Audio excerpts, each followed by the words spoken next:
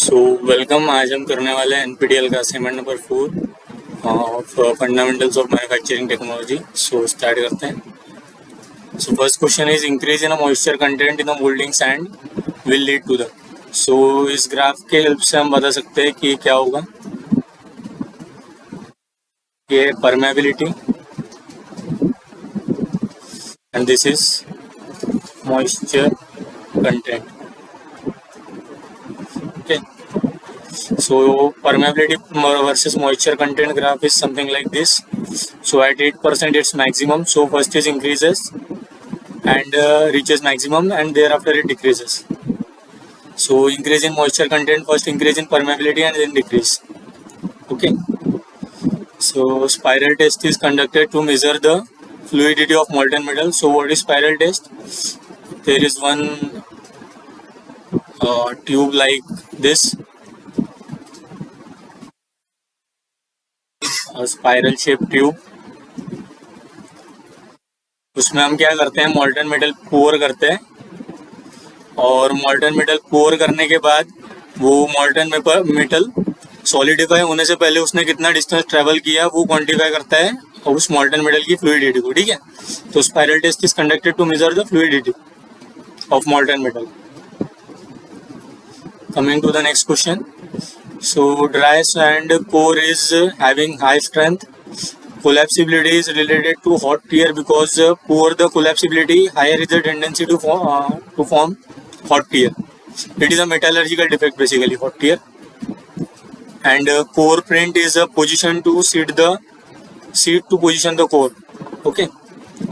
मतलब एक ऐसा टाइप का कैविटी बनाते हैं। अगर हमें कोई एक सिलेंड्रिकल कोर प्लेस करना है तो कास्टिंग में इस टाइप की एक कैविटी बनाते हैं ताकि ये अच्छे से इजीली फिट हो पाए, तो इसको हम कोर प्रिंट बोलते हैं। ये जो है, ये जो सीट बनाई है हमने कोर के लिए, that is known as core print. So D is option. And green sand core contain moisture, so B C D A is the correct option. B C D A. Okay, so okay, coming to the next question. Friability and crumbling property of the core is related to easy breaking.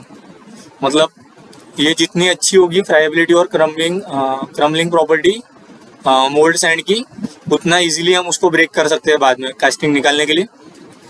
So next question is converging passage in the screw and the runner of getting system for feeding the liquid molten metal into the mould help in. तो ये जो screw का जो ये converging passage होता है वो क्या किस लिए बनाते हैं हम, ताकि जो एयर एस्पिरेशन है, मतलब जो एयर के मॉलिक्यूल मोल्टन मेटल में आ सकते हैं, ट्रैप हो सकते हैं, उनको वो एस्पिरेशन के चांसेस ख़त्म करने के लिए या मिनिमम करने के लिए हम ये जो पैसेज है वो कन्वर्जिंग बनाते हैं। Okay, so to avoid the aspiration of air the passage means the screw passage is made converging in nature. Okay,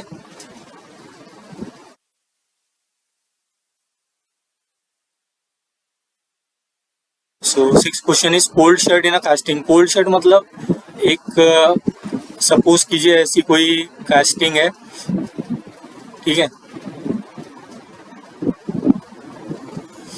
तो इधर से मोल्टन मेटल आ रहा है, इधर से मोल्टन मेटल आ रहा है और ये दोनों यहीं पे सॉलिडिफाई हो गए। ठीक है, तो ये मिल नहीं पाए सॉलिडिफाई होने के पहले, तो improper mixing of two stream of molten metal that are too cold to fuse और mix properly with each other in the mould. So molten metal इधर से आया और इधर से आया, लेकिन ये यहीं पे सॉलिडिफाई हो गया पूरा और ये यहीं पे, मतलब यहाँ पर क्या रहेगी, कैविटी रहेगी, मतलब यहाँ पर सॉलिडिफाई नहीं हो पाया। तो इस डिफेक्ट को क्या बोलते हैं हम, कोल्ड शर्ट। और ये किस वजह से होता है, पुअर फ्लूइडिटी की वजह से। The molten metal having poor fluidity will lead to the defect known as cold shut. Okay, so next question is dross formation tendency generally higher in the case of. So dross मतलब जो molten metal है उसके ऊपर oxidation होने की वजह से जो इम्प्योरिटीज आके सरफेस पर, मोल्टन मेटल के सरफेस पर जमा हो जाती है, उसे हम ड्रॉस बोलते हैं। तो ये टॉप गेटिंग के केस में ज़्यादा होगा बिकॉज एक्सपोजर एटमोस्फियर को, मतलब एटमोस्फियर के साथ एक्सपोजर टॉप गेटिंग के केस में ज़्यादा मिलेगा। सो ऑक्सीडेशन के चांसेस ज़्यादा बढ़ेंगे in case of top getting. So dross formation tendency will be higher in case of top gating. Riser is designed to ensure that molten metal in the riser freezes after the casting. So riser काय के लिए रहता है, मतलब जो solidification की वजह से श्रिंकेज हो रहा है वो कंपनसेट करने के लिए मोल्टन मेटल हम राइजर में रखते हैं. तो जो राइजर में जो मोल्टन मेटल है वो जो कास्टिंग में जो मोल्टन मेटल है उससे बाद में सॉलिडिफाई होना चाहिए. तो राइजर का मेन फंक्शन ही वो होता है कि वो जो अगर मतलब सॉलिडिफिकेशन हो रहा है, सॉलिडिफिकेशन श्रिंकेज हो रहा है तो उसको कंपनसेट कर पाए. तो उसके लिए जो उसमें मोल्टन मेटल है वो कास्टिंग के बाद में फ्रीज होना चाहिए. तो riser is design to ensure that molten metal in the riser freezes after the casting. Okay.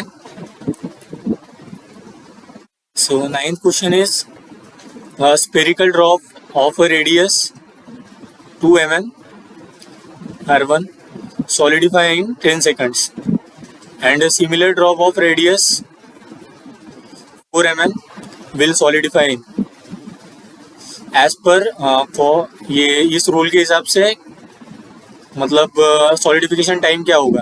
तो solidification time as per this rule is given by k into v by a to the power square. Okay, v by a का whole square. So v is the volume of that drop and a is the surface area through which heat transfer is taking place. So for a sphere v is 4 by 3 pi r cube and surface area is 4 pi r square. Okay, so 4 pi getting cancelled and r cube is cancelled with r square, so it's r by 3. So a ratio in case of sphere is what? R by 3. Okay, so T is proportional to R square, sorry, in case of sphere. So T2 by T1 is equal to R2 by R1 का whole square.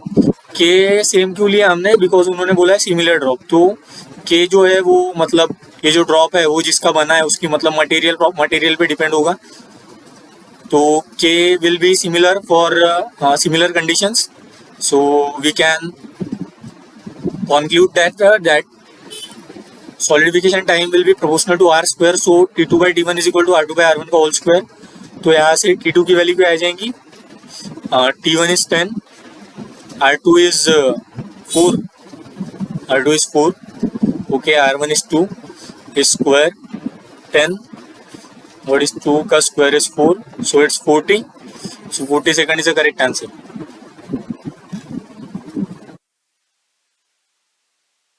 10th question पे आते हैं.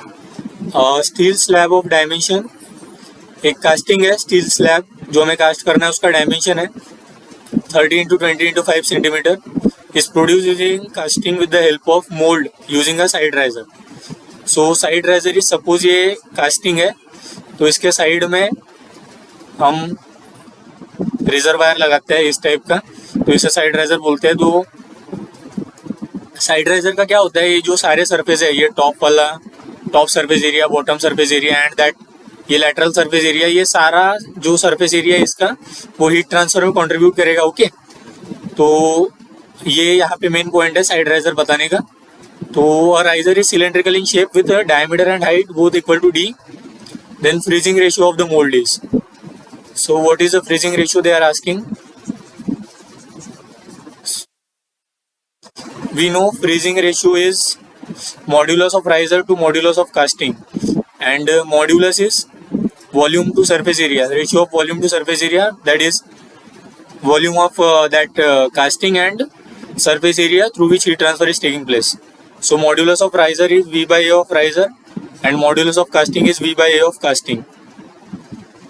तो freezing ratio is V by A of riser is let me calculate it separately. तो riser के लिए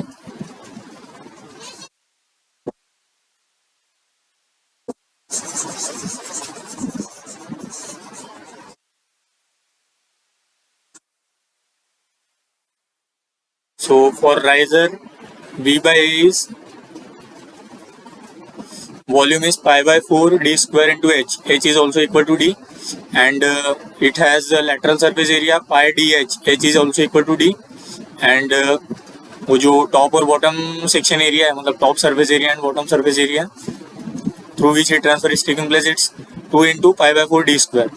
okay, So after solving we will get d by 6. V by a riser is equal to d by 6. And for casting, V by a casting, volume of casting is 30 into 20 into 5. और हमें cuboid का surface area पता है, कैसे निकालते हैं? 2 times length into breadth plus breadth into height plus length into height. तो after solving आपका आंसर जो आएगा वो ये चारों में से किसी से मैच नहीं करेगा, बट जो भी मतलब ये कास्टिंग और राइजर की वैल्यू रखने के बाद जो भी वैल्यू आती है वो आपका फाइनल आंसर होगा. ठीक है. सो फ्रीजिंग रेशियो क्या होता है वो आपको याद रखना है. Freezing ratio is modulus of riser to modulus of casting. So that's it. Thanks for watching.